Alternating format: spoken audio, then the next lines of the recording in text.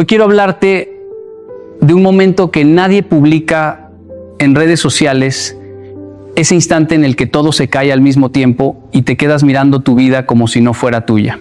En Japón aprendí algo simple pero brutal. La disciplina no se construye cuando todo va bien, se construye cuando todo se rompe. Recuerdo ver a personas que lo perdieron todo, pero no discutían con la realidad. Simplemente se levantaban al día siguiente y limpiaban el piso donde antes había ruinas, porque cuando todo se derrumba, no es el fin de tu historia, es el inicio de tu carácter. Todo colapso comienza en la mente, no en la realidad.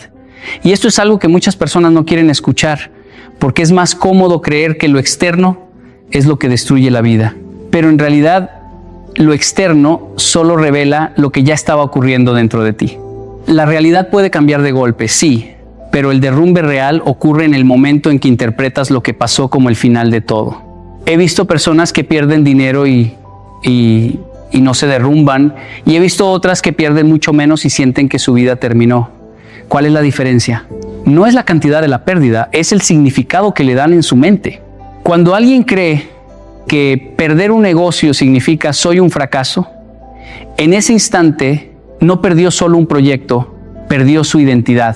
Y cuando la identidad se rompe, la persona deja de actuar con claridad.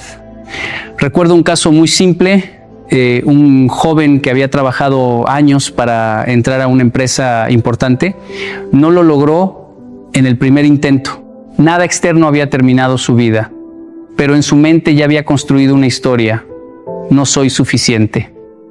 A partir de ahí, empezó a actuar como alguien derrotado antes de estar realmente derrotado. Dejó de prepararse, evitaba oportunidades y sin darse cuenta convirtió una oportunidad temporal en una sentencia permanente. Eso es el colapso mental. No ocurre cuando falla el sistema. Ocurre cuando tú decides que ya no hay sistema posible para ti. Y ese es el punto más peligroso, porque nadie lo ve desde afuera. Desde afuera sigues respirando, sigues teniendo tiempo, sigues teniendo opciones, pero por dentro ya cerraste todas las puertas. En cambio, he observado otra escena completamente distinta. Personas que enfrentan pérdidas reales, incluso grandes, pero no se permiten traducir eso como un final. Dicen algo muy simple: esto pasó, ahora toca reorganizarse. No es que no sientan dolor, es que no lo convierten en identidad. Y esa diferencia cambia todo. La mente tiene una capacidad peligrosa: exagerar el presente y borrar el futuro. Un error se convierte en siempre, un fracaso se convierte en nunca, y un mal momento se convierte en mi vida es así. Pero la realidad nunca funciona en absolutos. La vida cambia, se mueve, se ajusta. El problema es cuando tu mente se queda congelada en una sola interpretación. Volver a empezar no requiere que la realidad cambie primero. Requiere que tu interpretación cambie primero. Porque mientras sigas viendo el evento como un colapso total, tus decisiones serán decisiones de alguien que ya no cree en reconstruirse. Pero cuando entiendes que lo que se rompió fue una etapa, no tu capacidad, algo se reorganiza dentro de ti. La mente puede ser el origen del colapso, pero también es el origen de la reconstrucción. Y todo depende de una decisión interna. ¿Qué significado le vas a dar a lo que acaba de pasar? Y en ese significado comienza todo. Aceptar la realidad es el primer acto de fuerza. Y aunque suene sencillo, en la práctica es una de las cosas más difíciles que una persona puede hacer. Porque aceptar no es rendirse, aceptar no es estar de acuerdo, aceptar no es justificar lo que pasó. Aceptar es dejar de pelear con algo que ya ocurrió, aunque no te guste, aunque no lo entiendas, aunque te duela. He visto personas gastar meses, incluso años, tratando de convencerse de que lo que pasó no debería haber pasado. Como si la vida fuera a retroceder por insistencia emocional. Pero la realidad no negocia, no responde al orgullo, no responde a la frustración, no responde al esto no es justo. La realidad simplemente es. Y mientras más te resistes, más energía pierdes. Recuerdo una situación muy común en el mundo laboral. Una persona pierde su empleo. El primer impacto es doloroso, pero lo más destructivo no es la pérdida, es la negación. Empieza a decirse, esto no debió pasar, seguro me van a llamar otra vez, no es definitivo, y mientras está atrapado en esa negación, no busca nuevas oportunidades, no actualiza su perfil, no se reorganiza, el tiempo pasa y cuando finalmente acepta lo que ocurrió, ya perdió semanas valiosas de reconstrucción. Aceptar la realidad no te quita opciones, te devuelve claridad, porque mientras discutes internamente con lo que pasó, tu mente está dividida. Una parte de ti sigue en el pasado, otra intenta moverse hacia el futuro, y en medio de eso no hay dirección. Pero cuando dices, esto es lo que hay, ocurre algo poderoso. Toda tu energía se enfoca en el siguiente paso. La fuerza real no se demuestra ignorando la realidad, sino enfrentándola sin adornos. Hay personas que confunden fuerza con resistencia emocional, pero resistir no es lo mismo que avanzar. Puedes resistir una verdad durante mucho tiempo, pero eso no cambia el resultado. En cambio, aceptar una verdad te obliga a actuar desde el presente. He observado algo interesante en personas que logran reconstruirse rápidamente. No son las que sufren menos, son las que aceptan más rápido. No se quedan atrapadas en el por qué a mí ni en el esto no debería ser así. Simplemente cambian la pregunta, ¿qué hago ahora? Y esa pregunta solo aparece cuando aceptas completamente la situación. Aceptar también es una forma de madurez. Es dejar de construir fantasías sobre cómo debió haber sido y empezar a trabajar con lo que realmente es. Y aunque al principio duele, con el tiempo se convierte en alivio, porque la aceptación elimina el desgaste mental de luchar contra lo inevitable. Hay algo profundamente liberador en aceptar la realidad. No porque te guste, sino porque deja de controlarte. Mientras niegas, la situación te domina. Cuando aceptas, recuperas el control de tus decisiones. Y en ese momento exacto, cuando dejas de resistir y empiezas a ver con claridad lo que tienes delante, es cuando realmente comienza la reconstrucción. La disciplina vale más que la motivación. Y esto es algo que muchas personas entienden tarde, cuando ya han intentado empezar de nuevo varias veces sin resultados. Porque la motivación es una emoción y las emociones no son estables. Un día te sientes fuerte, al siguiente no quieres ni levantarte de la cama. Y si tu vida depende de cómo te sientes, entonces tu vida va a ser inestable. He visto esto muchas veces en personas que atraviesan una crisis, ¿no? El primer día después del golpe están llenas de energía, dicen voy a cambiar todo, ahora sí voy a empezar de nuevo, pero pasan unos días, aparece el cansancio, la incertidumbre, la duda y esa motivación inicial desaparece. Y cuando desaparece, también desaparecen sus decisiones. La disciplina funciona diferente. La disciplina no pregunta cómo te sientes, pregunta qué dijiste que ibas a hacer. Es un sistema, no una emoción. Es levantarte aunque no tengas ganas. Es hacer lo correcto aunque no haya inspiración. Es repetir acciones pequeñas incluso cuando no ves resultados inmediatos. Recuerdo una observación muy simple que vi en personas que logran reconstruirse después de perderlo todo. No son las más inspiradas, son las más constantes. No son las que tienen los mejores discursos internos. Son las que hacen lo básico todos los días sin negociar consigo mismas. Y eso, con el tiempo, crea una diferencia enorme. Por ejemplo, alguien que pierde su estabilidad financiera puede pasar semanas esperando sentirse listo para volver a intentarlo. Pero otra persona en la misma situación decide algo distinto. Todos los días hace una acción concreta, aunque sea pequeña. Actualiza su CV, aprende una habilidad, hace una llamada, investiga una oportunidad. No depende de la motivación, depende de un sistema diario. Y lo interesante es que la disciplina no produce resultados inmediatos, pero sí produce dirección. Mientras otros están esperando el momento perfecto, la persona disciplinada ya está construyendo movimiento. Y el movimiento, aunque sea lento, siempre gana contra la parálisis. He visto personas que no eran particularmente talentosas, pero eran extremadamente disciplinadas y con el tiempo superaron a otras que tenían más recursos o más oportunidades. No porque fueran especiales, sino porque eran constantes. Y la constancia, cuando se acumula, se convierte en transformación. La disciplina también protege tu mente. porque cuando dependes de la motivación, cada día es una negociación interna. Hoy sí, hoy no. Pero cuando tienes disciplina, la decisión ya está tomada. No se discute, no se negocia, simplemente se ejecuta. Y eso reduce el desgaste mental. Volver a empezar en la vida no es un acto emocional, es un proceso repetitivo. Es hacer lo correcto una y otra vez cuando nadie te está aplaudiendo. Es construir estructura en medio del caos. Es elegir el hábito sobre la emoción.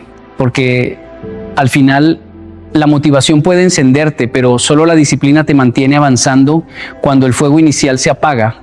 No eres lo que perdiste, eres lo que haces después.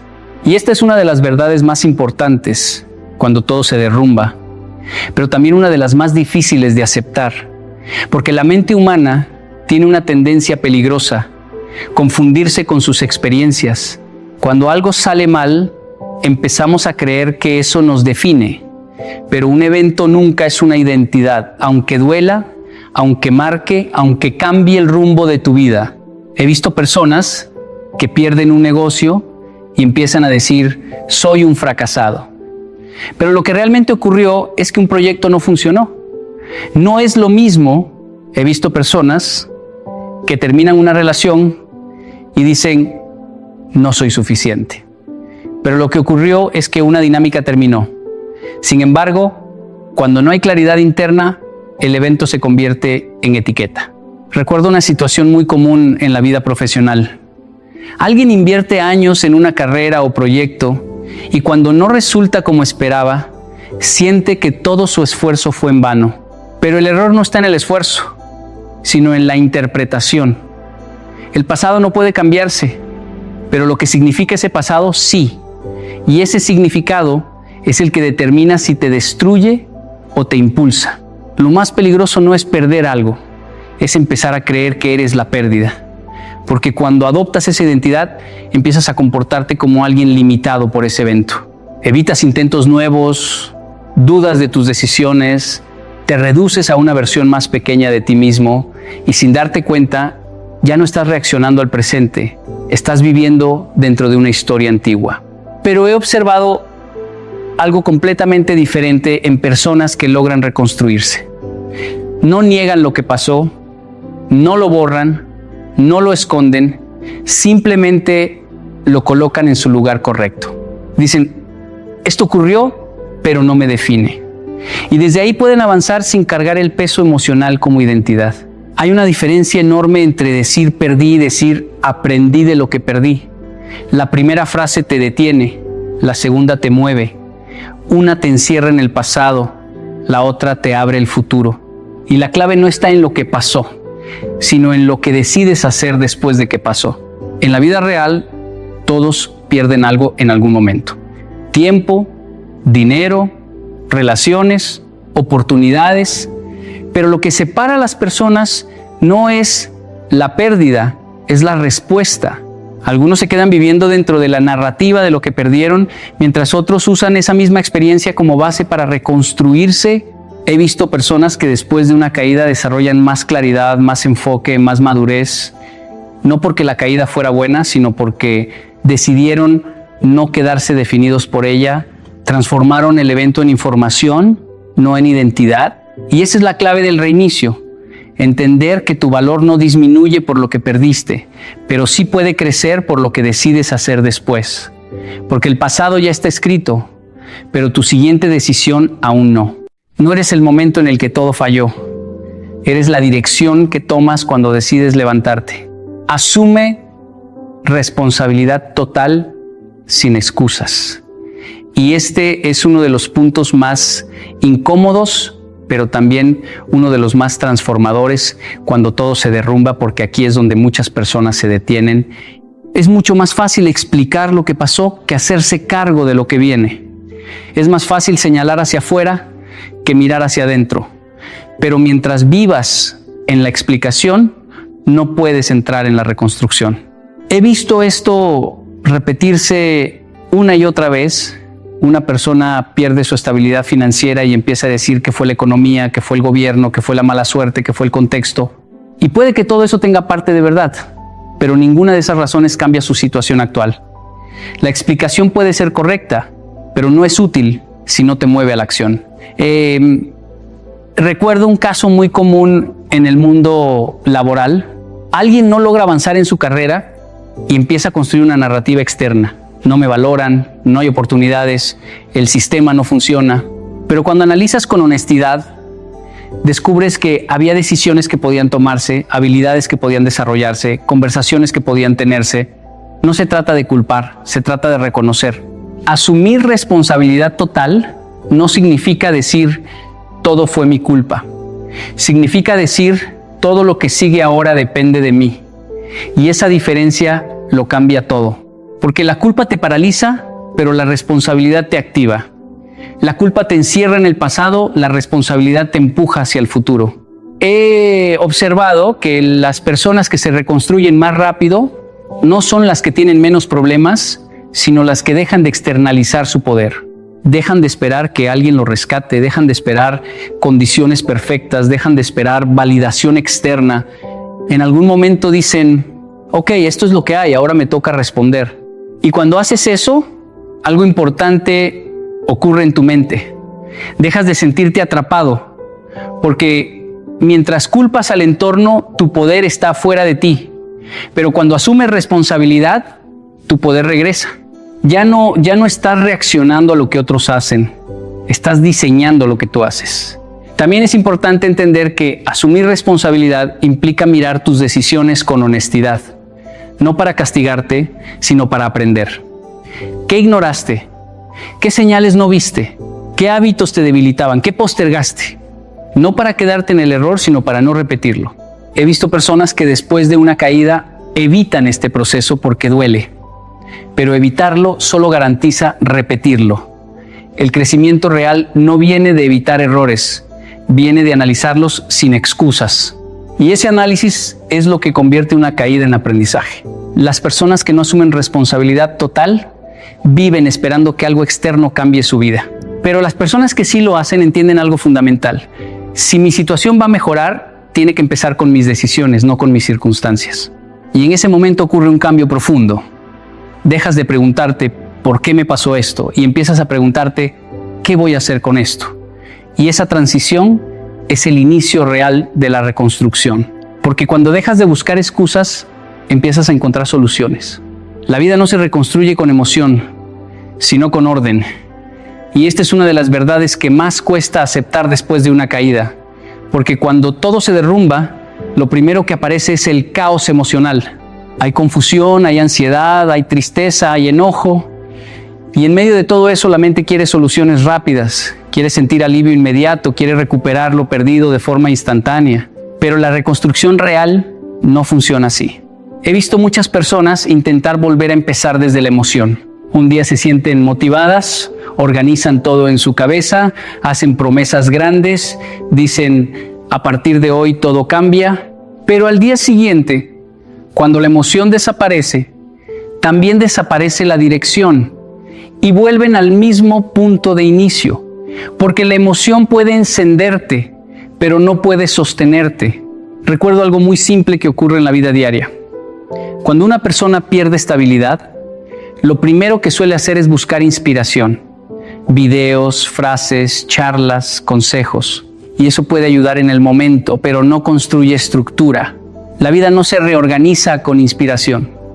Se reorganiza con hábitos, con horarios, con acciones repetidas que crean estabilidad en medio del desorden. El orden es lo que convierte el caos en algo manejable. No significa que todo esté perfecto, significa que sabes qué hacer primero, qué hacer después y qué hacer cada día. He visto personas en situaciones difíciles que comienzan por algo muy básico: levantarse a la misma hora, limpiar su espacio, escribir lo que tienen que hacer, cumplir pequeñas tareas. Y aunque parezca insignificante, ese orden externo empieza a calmar el desorden interno. Cuando no hay orden, la mente se sobrecarga. Todo parece urgente, todo parece importante, todo parece confuso. Pero cuando introduces estructura, aunque sea mínima, la mente empieza a recuperar claridad. Y la claridad es el primer paso para tomar buenas decisiones. He observado que las personas que realmente se reconstruyen no dependen de cómo se sienten. Construyen sistemas que funcionan incluso cuando no hay motivación. Tienen una rutina básica, tienen prioridades claras, tienen límites definidos, no esperan sentirse bien para actuar, actúan para empezar a sentirse bien. La emoción es inestable por naturaleza. Puede impulsarte hoy y abandonarte mañana, pero el orden es constante. El orden no depende del estado emocional, depende de la decisión consciente de organizar tu vida paso a paso. Y ese orden es lo que sostiene el proceso cuando la emoción ya no está.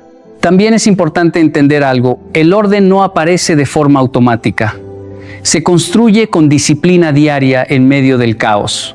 No necesitas tener todo resuelto para empezar a ordenarte. Empiezas con lo que tienes. ¿Dónde estás? Con lo mínimo que puedes controlar. He visto personas transformar su vida no con grandes cambios, sino con pequeños hábitos consistentes. Ordenar su entorno, cumplir horarios, reducir distracciones, enfocarse en una sola tarea a la vez. Y con el tiempo, ese orden externo empieza a reflejarse en su estabilidad interna. Porque al final, cuando todo se derrumba, la emoción te puede acompañar, pero no te puede guiar. Lo que te guía es el orden que eres capaz de construir, incluso en medio del caos. Y ese orden es el verdadero inicio de cualquier reconstrucción.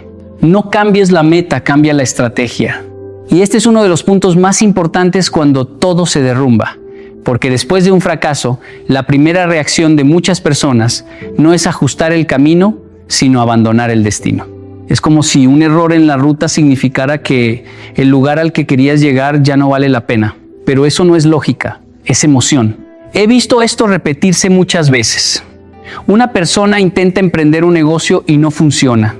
Y en lugar de preguntarse qué salió mal en el proceso, concluye que emprender no es para mí. Otra persona intenta mejorar su vida personal, su relación, su carrera, y cuando un intento falla, decide que la meta era demasiado grande. Pero el problema casi nunca es la meta. El problema es el enfoque. Recuerdo una situación muy común en el mundo profesional. Alguien quiere crecer, avanzar, mejorar su situación. Tiene el objetivo claro, pero usa una estrategia limitada. Tal vez intenta hacerlo solo cuando necesitaba apoyo. Tal vez actúa sin planificación cuando necesitaba estructura. Tal vez repite el mismo método esperando resultados diferentes. Y cuando no funciona, confunde el método con la meta. Pero las metas importantes casi nunca se logran en el primer intento. Requieren ajustes, correcciones, aprendizaje continuo. He observado que las personas que finalmente logran resultados no son las que nunca fallan, sino las que saben adaptarse sin abandonar lo esencial. Mantienen el objetivo, pero modifican el camino. El error más grande después de una caída es asumir que el destino estaba equivocado. Porque cuando cambias la meta, no estás solucionando el problema, estás renunciando a la posibilidad de aprender. En cambio, cuando mantienes la meta, pero cambias la estrategia, te conviertes en alguien que evoluciona. He visto personas que después de un fracaso hacen algo inteligente. Analizan sin emoción excesiva. Se preguntan qué funcionó, qué no funcionó, qué parte del plan fue débil, qué decisión fue impulsiva, y a partir de ahí ajustan. No abandonan, refinan, no se detienen, recalculan. Eso es lo que diferencia a quien se reconstruye de quien se queda estancado. Uno abandona la visión cuando el método falla, el otro mejora el método sin soltar la visión. Y esa diferencia parece pequeña, pero define el resultado, ¿no? La estrategia es flexible, la meta debe ser estable, porque si todo cambia, cada vez que hay un obstáculo, nunca hay dirección real. Pero si el objetivo permanece claro, cada error se convierte en información útil. También es importante entender que cambiar la estrategia no es señal de debilidad, es señal de inteligencia. Significa que estás aprendiendo del proceso, que estás observando la realidad en lugar de forzarla, que estás dispuesto a mejorar en lugar de insistir en lo que no funciona. He visto personas que logran reconstruirse completamente solo porque hicieron este ajuste mental, dejaron de preguntar, ¿debería renunciar? Y empezaron a preguntar, ¿qué debo cambiar? Y esa pregunta abre posibilidades, abre caminos, abre soluciones, porque al final volver a empezar no significa empezar de cero, significa empezar mejor. Y eso solo es posible cuando entiendes que la meta sigue siendo válida, pero el camino necesita evolucionar. Tu entorno define tu nivel de recuperación. Y este es un punto que muchas personas subestiman cuando todo se derrumba, porque